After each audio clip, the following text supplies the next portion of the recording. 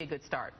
My advice, eat some hush puppies and don't talk with your mouth full. I mean, is this woman old enough to figure out that you can't call your black friend over and tell him, come away from that blackboard, I can't see you standing against it because you're just so black. And you can't fantasize about having a plantation wedding where all of the servants are black. I mean, I actually have a little problem with the fact that the right is really going to use this to say that, you know, here's another victim of the sort of, you know, black backlash, and we can't say anything. And it actually, what it does, it sets up that what racism is now is just using the N-word. And in fact, there is so much more that is racist today in the way that corporations have power in the country to do things like, you know, ALEC and voter ID laws. There's so much more that is structural and unconscious about racism that isn't just a Southern woman using the N-word among her friends. And I just want to make sure isn't it also a little unfair? I could understand why she'd be confused given the Aunt Jemima box and given the Popeye. Like, it's also to say that there's a weird way in which she becomes